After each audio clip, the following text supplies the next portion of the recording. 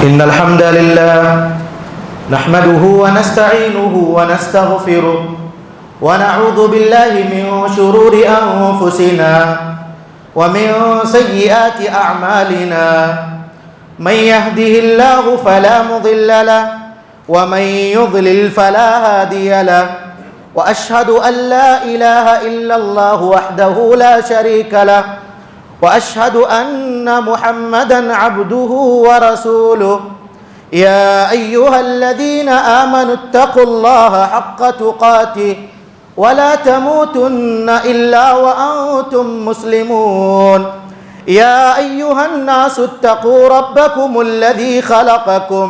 خلقكم من نفس واحدة وخلق منها زوجها وبث منهما رجالا كثيرا ونساء واتقوا الله الذي تساءلون به والأرحام إن الله كان عليكم رقيبا يا أيها الذين آمنوا اتقوا الله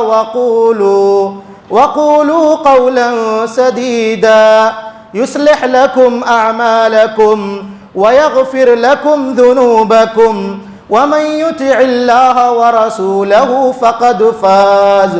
فقد فاز فوزا عظيما أما بعد فإن خير الحديث كتاب الله وخير الهدي هدي محمد صلى الله عليه وسلم وشر الأمور محدثاتها وكل محدثة بدعة وكل بدعة ضلالة وكل ضلالة في النار فأعوذ بالله من الشيطان الرجيم بسم الله الرحمن الرحيم وما أرسلناك إلا رحمة للعالمين وقال النبي صلى الله عليه وسلم ارحموا من في الأرض یرحمکم من فی السماء۔ اللہ رب العزت جو ہر قسم کی بڑائی، کبریائی، عظمت و تقدیس کے کلمات کا مستحق اور سزاوار ہے، جس نے اس فانی سرزمین میں مجھے اور آپ کو پیدا کیا اور ہماری رشد و ہدایت کے لیے اللہ تبارک و تعالی نے بے شمار انبیاء علیہم السلام کا ایک قافلہ مبعوث کیا، جن کی آخری کڑی احمد مجتبی محمد مصطفیٰ صلی اللہ علیہ وسلم ہے۔ سامعین کرام، بزرگوں، نوجوان دوستوں اور ساتھیوں، خواتین ملت اسلامیہ، اللہ تبارک و تعالی نے اپنے ناموں میں سے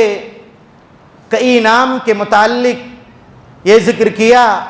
کہ اللہ تعالی کہ ان ناموں میں اللہ تعالیٰ کی رحمت کا اور اللہ تعالیٰ کے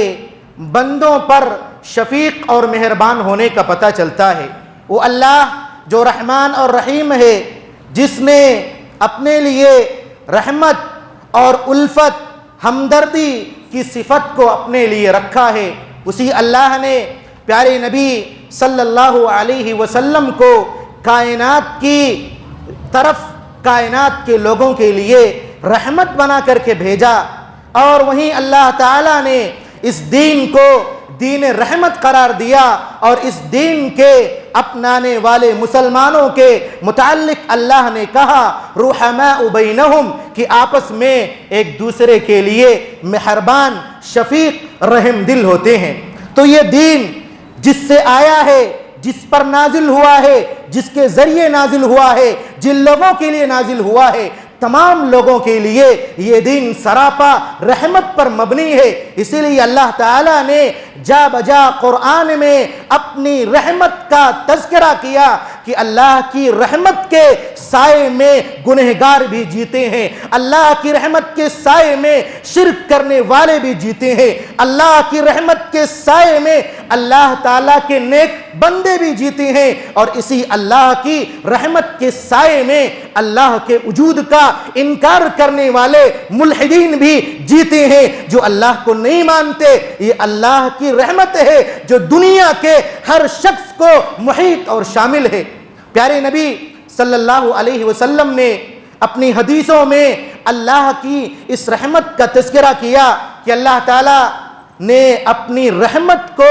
اپنے غضب پر مقدم کیا. ان رحمتی سبقت غضبی. آپ تصور کیجئے وہ اللہ جس کے ہاتھ میں ساری کائنات ہے، جس کے ہاتھ میں کائنات کے اندر بسنے والے چرند و پرند، انسان، ہر طرح کی مخلوق ہے، وہ اللہ تعالیٰ نے اپنے نبی کے واسطے سے یہ پیغام دیا کہ لوگوں تک میرا یہ پیغام پہنچا دو، ان رحمتی سبقت غضبی، کہ میری رحمت میرے غصے پر، میرے غضب پر، میری ناراضگی پر مقدم ہے. لہٰذا اے لوگو، اگر تم سے گناہ ہو جائے، غلطی ہو جائے، معصیت ہو جائے، نافرمانی ہو جائے، ظلم ہو جائے، تو جہاں تم اللہ کی پکڑ کو سمجھو، جہاں اللہ کے صفت قہاریت کو سمجھو، وہیں پہلے اللہ تعالیٰ کی صفت رحمت پر غور کرو کہ اس رب نے کس قدر مہلت دی، کس قدر مجھے اور آپ کو گناہ کرنے کے بعد استدراج دی، ڈھیل دی کہ اے میرے بندے، میری رحمت کے سائے میں، میری رحمت کی عاطفت میں تو داخل ہو جا، میرے غضب سے تو بچ جائے گا. پیارے نبی صلی اللہ علیہ وسلم نے اللہ تعالیٰ کی اس رحمت کا تذکرہ کیا، ان رحمتی سبقت غضبی. اسی لیے علماء محدثین نے اپنے مسند کی، اپنے درس کی ابتدا پیارے نبی صلی اللہ علیہ وسلم کی اس حدیث الراحمون یرحمہم الرحمن سے کی، یہ پیغام دینے کے لیے جو سامعین ہیں، جو حاضرین ہیں، جو سامنے بیٹھنے والے ہیں، کہ میری طرف سے رحمت ہونی چاہیے، شاگردوں کی طرف سے رحمت ہونی چاہیے، اور جو پیغام لے کر کے جائیں، جن سے ملاقات ہو ان کے ساتھ رحمت کا معاملہ اور برتاؤ ہونی چاہیے. یہ محدثین نے، ائمہ نے، حتیٰ کہ آج بھی مسجد نبوی کے اندر بیٹھنے والے بعض علماء اپنے درس کی ابتدا اس حدیث سے کرتے ہیں الراحمون یرحمہم الرحمن، اور کہتے ہیں یہ حدیث مسلسل ہے کہ اللہ کے نبی صلی اللہ علیہ وسلم کے دور سے صحابہ نے اس طرح اپنے شاگردوں کو، ان کے شاگردوں نے اس طرح اپنے شاگردوں کو بیان کیا، یہ پیغام دینے کے لیے کہ یہ دین سراپا رحمت پر مبنی دین ہے. اس دین کے اندر کوئی داخل ہوتا ہے تو اس کے اندر غم گساری کا، ایک دوسرے کے لیے حسن اخلاق کا، ایک دوسرے کے لیے محبت کا، الفت کا، ہمدردی کا جذبہ موجزن ہونا چاہیے. پیارے نبی صلی اللہ علیہ وسلم نے اپنی حدیثوں میں اسی رحمت کو جا بجا اجاگر کیا ہے. اللہ کے نبی صلی اللہ علیہ وسلم نے کہا کہ جب ایک آدمی نے اللہ کے نبی صلی اللہ علیہ وسلم کے سامنے آ کر کہا، اے اللہ کے نبی، انی لأذبح الشاة وانی ارحمها. امام بخاری نے اس روایت کو الادب المفرد کے اندر ذکر کی. ایک دیہاتی آدمی نبی اکرم صلی اللہ علیہ وسلم کی خدمت اقدس میں حاضر ہو کر کے کہتا ہے، اللہ کے نبی، جب میں جانور ذبح کرتا ہوں تو جانور پر رحم و کرم کا معاملہ کرتا ہوں، یعنی یہ کہ جب جانور ذبح کرتا ہوں اس کے سامنے کسی جانور کو نہیں رکھتا، جب جانور ذبح کرتا ہوں تو اس پر، اس کے سامنے چھری کو تیز نہیں کرتا، اس کو لٹا کر کے اس کو تکلیف نہیں دیتا، بلکہ آسانی کے ساتھ اس کو ذبح کرتا ہوں. اور اپنے اس جذبے کو پیارے نبی صلی اللہ علیہ وسلم کے سامنے اس دیہاتی نے، اس صحابی نے ذکر کیا، اے اللہ کے نبی، میں جب ایک مخلوق پر، ایک معمولی جانور پر جو میرا پالتو ہے، جو مجھ سے مانوس ہے، جب ذبح کرتا ہوں تو رحم و کرم کا معاملہ کرتا ہوں. پیارے نبی صلی اللہ علیہ وسلم نے کہا، فقال والشاة ان رحمتها رحمك اللہ، بکری بھی اگر تم نے اس پر رحم کیا تو اللہ تعالی تم پر رحم کرے گا. آپ غور کریں، اللہ تعالی نے اپنی رحمت کو ایک مخلوق کے ساتھ جوڑ دیا ہے کہ اے بندو، اگر تمہاری رحمت ایک مخلوق کے ساتھ ہوگی تو اللہ کی رحمت تمہارے ساتھ ہوگی. وَالشَّاةُ إِن رَحِمْتَهَا رَحِمَكَ اللَّهُ، یعنی اگر بکری پر، جانور پر، چرند و پرند پر، حیوانات پر ہماری رحمت نہیں ہے تو ہم اللہ کی رحمت سے محروم اور اللہ کی رحمت سے دور ہونے والے لوگوں میں سے ہو جائیں گے۔ اس لیے اس حدیث پر غور کرنے کی ضرورت ہے کہ اللہ نے اپنی رحمت کو مخلوق کی رحمت کے ساتھ جوڑا ہے۔ اسی لیے اللہ کے نبی صلی اللہ علیہ وسلم مصیبت پر جب کسی کے یہاں انتقال ہو جاتا تھا تو واویلا مچانے سے منع کرتے تھے، لیکن جب آپ کی آغوش میں، آپ کی گود میں آپ کا بچہ ابراہیم انتقال کرتا ہے، آپ کی آنکھوں سے آنسو جاری ہو جاتے ہیں۔ سعد رضی اللہ تعالی عنہ آپ کے ساتھ ہوتے ہیں، بول پڑتی ہیں، شکایت کے انداز میں کہہ دیتی ہیں، اے اللہ کے نبی آپ تو مصیبت میں صبر کرنے کی تلقین کرتے تھے، مصیبت میں واویلا سے بچنے کی تلقین کرتے تھے، یہ میں کیا دیکھ رہا ہوں کہ آپ کے آنکھوں سے آنسو جاری ہیں۔ جبکہ دوسری روایت کے اندر آپ صلی اللہ علیہ وسلم کی بیٹی کا کوئی بچہ تھا، آپ کا نواسا تھا، وہ آپ کی گود میں دم توڑ دیتا ہے۔ وہاں عبد الرحمن ابن عوف موجود ہوتے ہیں، وہاں ٹوکتی ہیں، اللہ کے نبی یہ ہم لوگ آپ کی آنکھوں میں آنسو کیا دیکھ رہے ہیں؟ اللہ کے نبی صلی اللہ علیہ وسلم نے کہا انہا رحمت، یہ جو میری آنکھ سے آنسو نکلے ہیں یہ فطرتی اور قدرتی آنسو ہیں، یہ اللہ تعالیٰ نے انسان کے دل میں بنا رکھا ہے کہ انسان کو تکلیف میں مبتلا دیکھ کر اس کے آنکھوں سے خود بخود آنسو نکل پڑتی ہیں۔ انہا رحمت جعلها اللہ فی قلوب عبادہ المؤمنین، کہ اللہ نے اس رحمت کو اپنے مومن بندوں کے دلوں میں رکھ دیا ہے، بنا دیا ہے۔ وَإِنَّمَا يَرْحَمُ اللَّهُ مِنْ عِبَادِهِ الرُّحَمَاء، اور اللہ تعالیٰ اپنے رحم کرنے والے بندوں پر رحم کرتا ہے۔ یعنی اگر کوئی مصیبت میں ہے، کوئی کسی پریشانی میں ہے، کوئی کسی دکھ اور تکلیف میں ہے، اور ہماری آنکھوں سے اس کی تکلیف کو سن کر کے، اس کے تکلیف کو دیکھ کر کے آنسو نکلتے ہیں، تو اللہ کے نبی نے کہا یہ ایک انسان کے دل میں موجود فطری آنسو ہے جو آنسوؤں کی پانی کی شکل میں انسان کے آنکھوں سے نکل جاتی ہیں، اور یہ اس بندے کے رحم دلی پر، اس بندے کے دل میں آپ کے لیے ہمدردی کا جذبہ رکھنے پر دلیل ہے۔ یہ اللہ کے نبی صلی اللہ علیہ وسلم نے اپنے صحابی کو تعلیم دی، اور اللہ کے نبی صلی اللہ علیہ وسلم نے کہا یہ جو رحم میں اور آپ ایک دوسرے کے ساتھ کرتے ہیں، ایک دوسرے کی مصیبت میں، پریشانی میں، آلام میں ہم ایک دوسرے کا حق بٹاتے ہیں، ایک دوسرے کے کام آتے ہیں۔ اللہ کے نبی نے کہا جعل اللہ هذه الرحمة 100 جزء، کہ اللہ تعالیٰ نے اس رحمت کو 100 حصوں میں تقسیم کیا، 100 حصوں میں اللہ نے اس رحمت کو تقسیم کیا۔ فَأَمْسَكَ عِنْدَهُ 99، اللہ نے ان 100 حصوں میں سے 99 حصہ اپنے پاس روک لیا۔ وَأَنزَلَ فِي الْأَرْضِ جُزْءًا وَاحِدًا، اور روئے زمین پر اللہ تعالیٰ نے صرف اپنی رحمت کے 100 حصوں میں سے ایک حصہ نازل کیا۔ آپ غور کریں، پیارے نبی صلی اللہ علیہ وسلم نے اللہ کی رحمت کا تذکرہ کیا کہ اللہ کی رحمت، اللہ نے اس رحمت کو ٹکڑوں میں بانٹا، ان کو 100 حصہ کیا، 100 حصوں میں سے 99 حصہ 99 اپنے پاس رکھ لیا، ایک حصہ مخلوق کے دلوں میں اتارا۔ اسی ایک حصے کی وجہ سے ایک ماں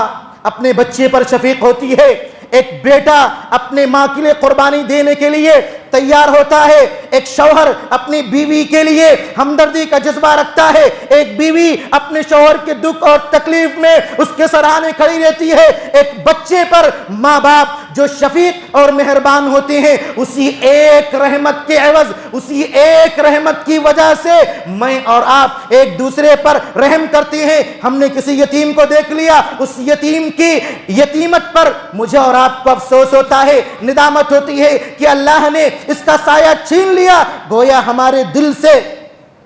اس کے لیے رحمت کی بولی نکلتی ہے۔ ایک بیوہ جوانی میں اپنا شوہر کھو دیتی ہے، اس بیوہ کی بیوگی پر ہمارے دل میں جو رحم کا مادہ پیدا ہوتا ہے وہ اسی ایک رحمت کا مظہر ہے، اسی ایک رحمت کا تقاضا ہے جس کی بنیاد پر میں اور آپ ایک دوسرے پر رحم کرتے ہیں. آپ تصور کیجئے اس ذات کے بارے میں, اس رب کے بارے میں جس نے 99 حصہ اپنے پاس روک رکھ لیا ہے, وہ اپنے بندوں پر کتنا مہربان ہے, کتنا شفیق ہے. پیارے نبی صلی اللہ علیہ وسلم نے کہا, پیارے نبی صلی اللہ علیہ وسلم کے پاس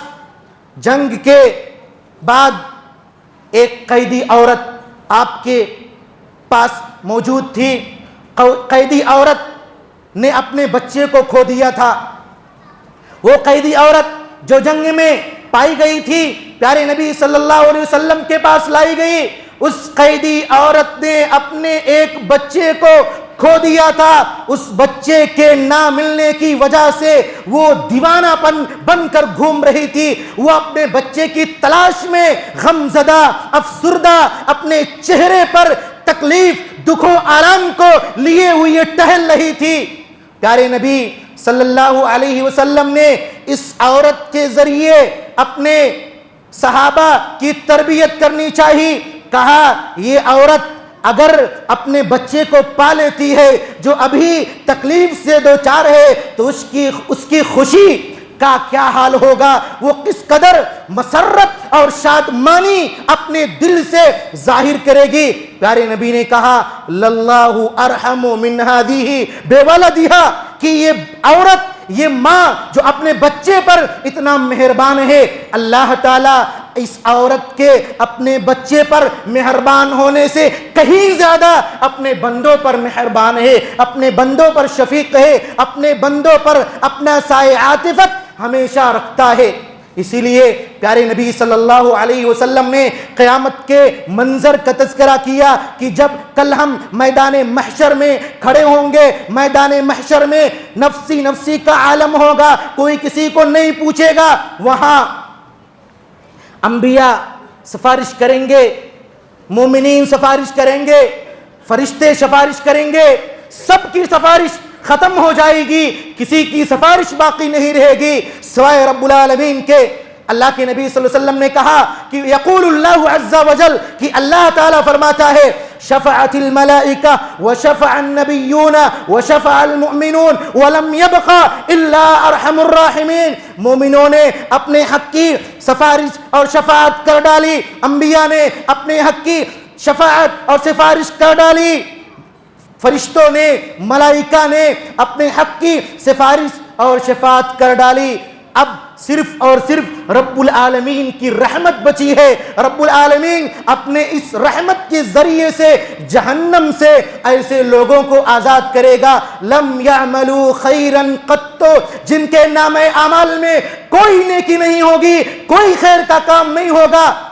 ایسے لوگوں کو جنہوں نے کلمہ پڑھا, جنہوں نے اللہ کی وحدانیت کا اقرار کیا, زندگی میں شرک نہیں کیا, ان کے نام اعمال میں نیکی نہیں تھی, لیکن انہوں نے اللہ کے ساتھ کسی کو ساجیدار نہیں بنایا, اس ایک کلمے کی بدولت یہ رب کی رحمت کے مستحق ٹھہریں گے. اللہ کے نبی صلی اللہ علیہ وسلم نے کہا اللہ تعالیٰ اپنی رحمت کے ذریعے سے جہنم سے ایسے لوگوں کو نکالے گا, آزاد کرے گا. یہ اللہ تعالیٰ کی رحمت ہے, یہ اللہ تعالیٰ کی عاطفت ہے جس کے سائے میں اور آپ جی رہے ہیں, جس کے اللہ تعالیٰ کی مہربانی اور اس کے الفت کے تحت میں اور آپ سانس لے رہے ہیں. ورنہ ہمارے گناہ, ہماری معصیتیں اور ہماری زیادتیاں اتنی زیادہ ہیں کہ اگر اللہ تعالیٰ چاہے لے پل بھر میں تو ہم کو ختم کر دے اور ہم اللہ تعالیٰ کے یہاں اپنی نیکیوں کو پیش نہیں کر پائیں گے, کیونکہ ہر بندہ خطا کار ہے. لیکن اللہ کی رحمت ہے کہ اللہ کی رحمت ہمیں اپنی سائے عاطفت میں لے رہی ہے اور ہم اور آپ اللہ کی اسی رحمت کے سائے میں جی رہے ہیں. تو یہ رحمت اللہ تعالیٰ کی طرف سے ہے اور اس کے مستحق جہاں انسان ہیں ان انسانوں میں سب سے زیادہ اللہ تعالیٰ کی رحمت کی مستحق میری اور آپ کی والدہ اور ماں ہے. اللہ تعالیٰ کی اس رحمت اور شفقت کی سب سے زیادہ اگر کوئی حق رکھتی ہے تو میری اور آپ کی والدہ. امام بخاری علیہ رحمہ نے الادب المفرد کے اندر ابن عمر رضی اللہ تعالی عنہ کا ایک اثر نقل کیا ہے. عبداللہ ابن عمر رضی اللہ تعالی عنہما کے پاس یمن سے ایک آدمی آ کر کے کہتا ہے اے عبداللہ ابن عمر ذرا بتلاؤ، میں یمن سے اپنی ماں کو اپنی پیٹھ پر لاد کر کے مکہ لایا ہوں، اور مکہ کا طواف، خانہ کعبہ کا طواف میں نے اپنی اس پیٹھ پر لاد کر کے اپنی ماں کو کرایا ہے۔ میری ماں سواری پر سوار نہیں ہو سکتی ہے، سواری پر جم کر کے نہیں بیٹھ سکتی ہے، میری ماں کے پاس سواری پر بیٹھنے کی سکت نہیں ہے، لہٰذا میں نے اپنی پیٹھ کو اپنی ماں کی سواری بنا دی ہے۔ میں نے جو محنت کی، جو مشقت کی، جو تکلیفیں اٹھائی، جو کلفتیں اٹھائی، اے ابن عمر بتاؤ کیا میں نے اپنے ماں کا حق ادا کر دیا؟ عبداللہ ابن عمر رضی اللہ تعالیٰ عنہ سے وہ یمن سے چل کر کے پیدل اپنی ماں کو اپنی پیٹھ پر لاد کر کے طواف کرانے والا شخص پوچھتا ہے، اے عبداللہ ابن عمر بتاؤ کیا میں نے اپنی ماں کا حق ادا کر دیا ہے؟ عبداللہ ابن عمر کہتے ہیں وَلَا بِظَفْرَةٍ وَاحِدَةٍ، کہ تم نے اپنی ماں کا ایک حق بھی ادا نہیں کیا۔ وہ ماں جس نے تم کو پیدائش کے وقت، تمہاری جنم کے وقت، اس ماں کے جسم اور اس کے زبان سے جو آہ نکلی تھی، تم نے اس آہ کا بھی حق ادا نہیں کیا۔ وہ ماں جو تکلیف اٹھا کر کے 9 ماہ تک اپنے پیٹ میں رکھتی ہے، اس درد اور آہ کا حق ابھی تک تم نے ادا نہیں کیا۔ یہ عبداللہ ابن عمر رضی اللہ تعالی عنہ نے اس شخص کو کہا جس نے اپنی ماں کے لیے کتنی مشقتیں برداشت کی، تو میں اور آپ اپنے گریبان میں جھانک کر دیکھیں کہ میں اور آپ نے کتنا حق ادا کیا، اور میں اور آپ کیا دعویٰ کر سکتے ہیں کہ میں نے اپنی ماں کا کتنا حق ادا کیا، اور میں اپنی ماں کے حق میں کتنا رحم دل اور کتنا شفیق اور مہربان ہوں۔ میرے بھائیو دوستو، یہ ماں جو انسان کی، بچے کی بڑھاپے میں زیادہ رحمت کا محتاج ہوا کرتی ہے، کیونکہ بڑھاپے میں انسان نہ جانے کون کون سی حرکتیں کرتا ہے، بچوں کو تکلیف ہوتی ہے، تو اسی بڑھاپے میں بھی زندگی میں اللہ تعالیٰ نے اس ماں پر اور ان والدین پر شفقت اور مہربانی کو اللہ تعالیٰ نے کرنے کا حکم دیا ہے۔ والدین کے بعد اگر دیکھیں تو اس رحمت کے سب سے زیادہ مستحق جہاں بیوی بچے ہیں، جہاں اولاد ہیں، جہاں اعزاء و اقرباء ہیں، وہیں اس رحمت کے محتاج ہاسپٹل میں موجود لوگ ہیں، یتیم اور محتاج لوگ ہیں جن کے سر پر کوئی سایہ نہیں ہے، جو سائے سے محروم کر دیے گئے ہیں۔ یہ لوگ اس رحمت کے، اس شفقت کے زیادہ محتاج ہیں، حتیٰ کہ روئے زمین پر بسنے والے چرند اور پرندے اس رحمت اور شفقت کے محتاج ہیں۔ اب غور کیجئے، اللہ کے نبی صلی اللہ علیہ وسلم نے بنی اسرائیل کی ایک فاحشہ، ایک بغیہ عورت کا تذکرہ کیا، کہا بنی اسرائیل کی ایک فاحشہ، ایک زانی عورت تھی، سماج اور معاشرے میں بدچلنی کے نام سے مشہور تھی۔ اس نے ایک پیاسے کتے کو پانی پلا دیا۔ اس جانور پر رحم کرنے کی وجہ سے اللہ تعالیٰ نے اس کے اس معمولی اور حقیر عمل کی وجہ سے جنت اس کے لیے واجب کر دی۔ کون سا عمل اللہ کو محبوب ہے ہمیں نہیں معلوم، کہ کون سی معمولی نیکی جو ہماری نگاہ میں ہو لیکن رب کے یہاں وہ انتہائی بڑی ہو، ہم نہیں جانتے۔ اس لیے نیکی کرتے ہوئے نہ تو شرمانا چاہیے، نہ اپنے اندر حیا آنی چاہیے، چھوٹی نیکی ہو بڑی نیکی ہو اس کو کر گزرنی چاہیے۔ ایک فاحشہ عورت صرف کتے کو پانی پلا دیتی ہے، اس کتے کو پانی پلانے کی وجہ سے اللہ تعالیٰ نے اس کے لیے جنت کو واجب کر دیا۔ اس کے اس عمل کی تعریف کی سراہا شکر اللہ سعیہا، کہ اللہ نے اس کی اس کوشش کو رائگاں اور برباد جانے نہیں دی۔ اسی لیے سعودی عرب کے ایک عالم نے اپنے قریب بیٹھنے والے ایک شخص کا ایک واقعہ ذکر کیا۔ وہ بیان کرتے ہیں کہ شخص نے جوانی کی حالت میں اپنا ایک قصہ ذکر کیا کہ میں چٹیل میدان صحرا میں سفر کر رہا تھا، انتہائی دھوپ تھی، شدت کا عالم تھا، مجھے بھی پیاس لگی تھی، میرا اونٹ بھی پیاسا تھا، میں دھوپ اور شدت کی تکلیف سے بچنے کے لیے درخت کے نیچے سو گیا. سونے کے بعد اٹھا تو مجھے بھی پیاس لگی ہے, جانور بھی پیاسا ہے. میں دیکھتا ہوں ایک کتا اپنی زبان کو نکالے ریت پر رگڑ رہا ہے, پیاس کی وجہ سے تڑپ رہا ہے. میں اپنے مشکیزے کو اٹھا کر دیکھتا ہوں کہ یہ پانی نہ میرے لیے کافی ہے نہ میرے اونٹ کے لیے کافی ہے. اس انسان کے دل میں رحم آیا کہ چلو اس کتے کو یہ پانی پلا دیتا ہوں. چنانچہ اس شخص نے اپنا قصہ بیان کیا, میں نے ریت کے اندر گڑھا کھودا, حفرہ بنایا اور اس حفرے کے اندر میں نے کپڑا ڈال دیا تاکہ وہ کپڑا اس کتے کے لیے مشکیزہ اور برتن بن جائے. جب میں نے اس کپڑے کے اندر پانی ڈالا وہ کتا سیراب ہو گیا. چاروں طرف دھوپ ہی دھوپ ہے, روشنی بکھری ہوئی ہے, کہیں بدلی کا سائبان نہیں ہے. جب میں نے کتے کو پانی پلا دیا کتا سیراب ہو گیا. اچانک میں کیا دیکھتا ہوں کہ بدلیاں چاروں طرف سے چھا رہی ہیں. جب بدلیاں چھا گئی اللہ تعالیٰ کی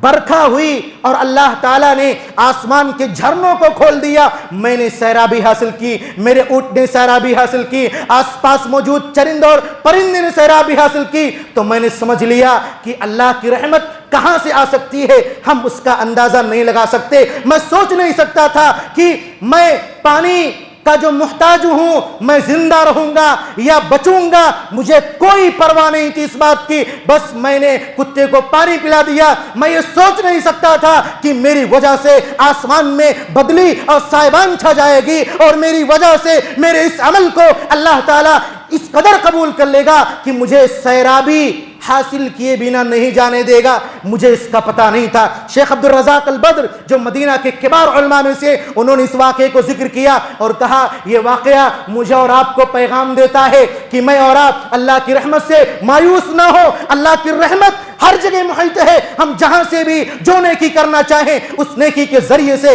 اللہ کی رحمت کو پا سکتے ہیں. اللہ کی رحمت اپنے دامن میں سمیٹ سکتی ہیں. اللہ کی رحمت یوں ہی عام ہے ہر ایک کے لیے, چاہے جو بھی ہو, چاہے وہ اللہ تعالیٰ کا سب سے بڑا گنہگار بندہ ہی کیوں نہ ہو. ہر شخص کے لیے یہ اللہ کی رحمت عام ہے اور ہر بندہ اگر اللہ کی اس رحمت کو پانے کی تڑپ, پانے کی چاہت لیے اپنے دل میں رکھتا ہے تو اللہ تعالیٰ اپنا یہ رحم اور اپنی یہ رحمت اپنے اس بندے پر نازل کرتا ہے. کیونکہ اللہ تعالیٰ نے اپنے پاس 99 رحمت روک کر رکھی ہے اور ایک حصے کے ذریعے میں اور آپ رحمت کا مظہر دیکھتے ہیں. بھائی بھائی پر رحم کرتا ہے, باپ اپنے باپ پر رحم کرتا ہے, ماں اپنے بچے پر رحم کرتی ہے. سماج اور معاشرے کے اندر موجود لوگ جو ذمہ دار ہوتے ہیں اپنے ماتحتوں پر رحم کرتے ہیں, آنے والے مہمان کی قدر کرتے ہیں. تو یہ رحمت کا جو مظہر میں اور آپ دیکھتے ہیں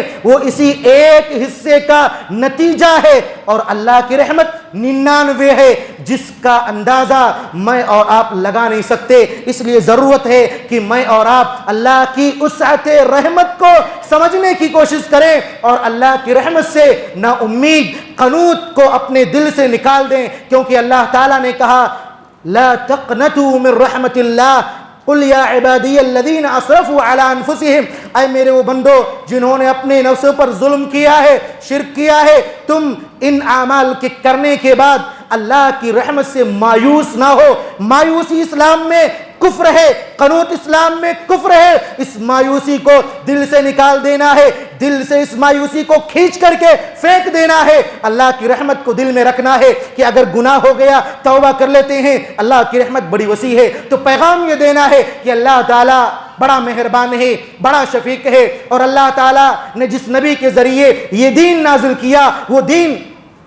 وہ نبی بھی مہربان اور شفیق گزرا ہے اور جو دین نازل ہوا وہ دین سراپا رحمت پر مبنی دین ہے. اس دین کے اندر جتنی تعلیمات ہیں ساری تعلیمات کے اندر رحمت ہی رحمت ہے. آج جب مغربی لوگ اس دین کا مطالعہ کرتے ہیں اور اس دین کا مطالعہ کرنے کے بعد